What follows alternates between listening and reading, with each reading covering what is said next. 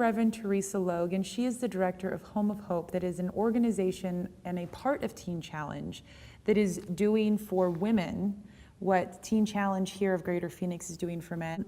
What does Home of Hope do? We are a center located in Casa Grande, Arizona, and we take women and women with children, and they live at our center for about 12 to 15 months. You can be court-ordered, you can choose to come in, but either way, you're choosing to be there.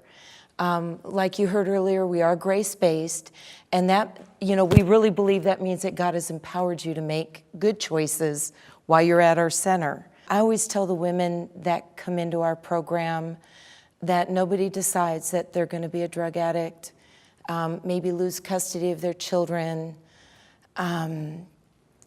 lose relationship, with their families, their mom and dad. And very often, that's what happens. We're not the first place a young lady comes to. We're kind of a last resort. These are moms. About 50% of the women that come in our program are women with their children. The other 50% are single women or women who are fighting to get custody back of their kids or do not have their kids with them. My staff and I, we always say we love them back to life, because isn't that what Jesus does with each one of us? He loves us back to life. We really create an atmosphere for Jesus, King of Kings and Lords, to come in and bring healing to these women. Tell me about the women that are at your facility. What does the demographics look like? Why are they there? What kind of situations are they facing?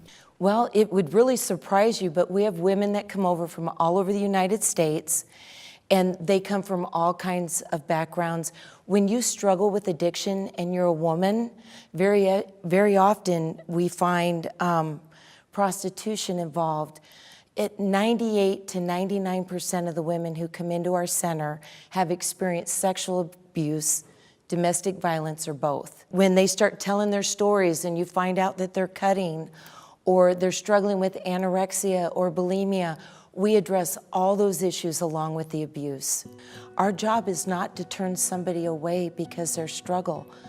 Our job is to come alongside them, walk them through the healing of those broken places in their heart, and help them be successful on the other side. We actually invite the church to be a part of the transformation in these women's lives.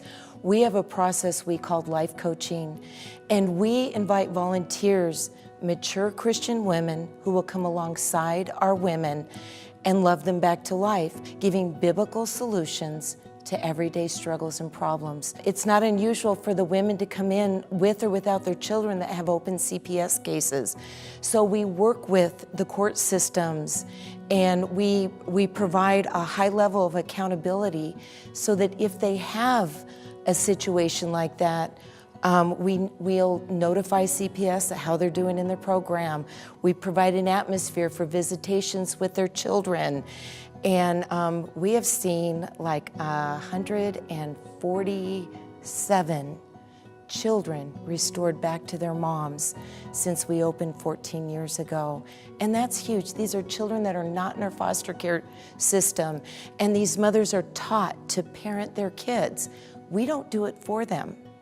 It's their job to parent their kids. Our job is to come alongside them and teach them. Children are very resilient, but it still has an effect on them. What is the effect that this is having on them? It really depends on the child and what they went through. It's not unusual for us to see a 2-year-old that will not talk at all and maybe resort to biting as a form of communication.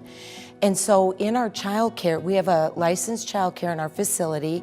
It provides training, but it also, for the students, we have hired staff and students, but we're also heavier staffed than most child cares. So if a child's having a difficult time, they can come in. It's not unusual for a child to come with their parents and just throw fits, and because they've not been taught. And so we have rules. There's no TVs at the Home of Hope. We have one TV in the center, and that they can watch movies on Friday and Saturday nights. But the goal is that mom spends time with that child. And like some of the classes and some of the things they learn while they're in the program is like, how do you create a play space for your 1-year-old, your 2-year-old, your 3-year-old? And so that there is a continue interacting with those kids. And like you said, kids are resilient, they bounce back quick. And when mom's heart gets healed, it is reflected in the children.